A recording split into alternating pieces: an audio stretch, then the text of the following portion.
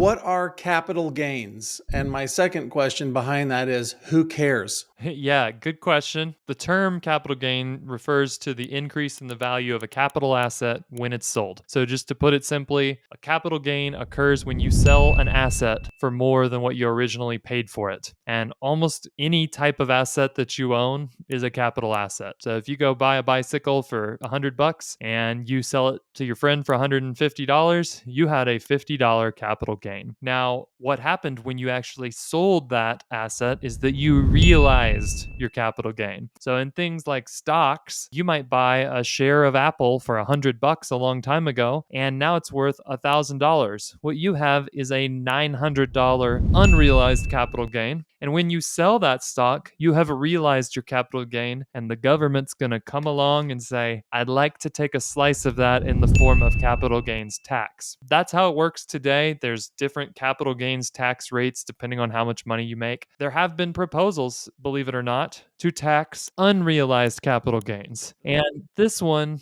it really bakes my beans, Steve, because can you imagine what would happen in my example? You have a $900 unrealized capital gain. The government comes along and says, we'd like to tax that because it's a $900 gain. And you go, okay, well, here's your 15%. And then the next year, we find out that Apple, not a great company anymore, and the stock's worth $50. Well, they're not refunding you on that unrealized capital gain, and you have to sell the stock for $50. Now you've not only lost the $50 that you lost when you bought the stock for $100 and sold it for $50, you've also lost the tax. So capital gains is an important thing to understand in order to understand our tax code, and even to be educated when you think about how am I going to position myself on some of the issues that are facing us as a country, around the tax code, things like that. So it's really a term for government wonks when they're thinking about how they're going to tax us and take their bite out of our profits and our earnings for whatever we've put our money into. But you have to be familiar with this term in the world of accounting, in the world of paying taxes.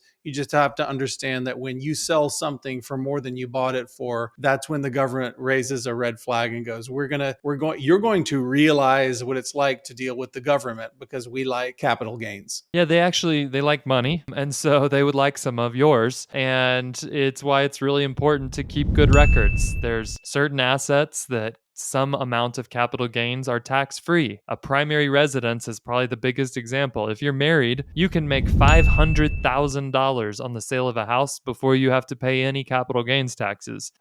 So important to keep good records, and that can really help you when it comes time to settle up on your capital gains taxes, and even just to keep track of how much you're making on assets that you're buying and selling.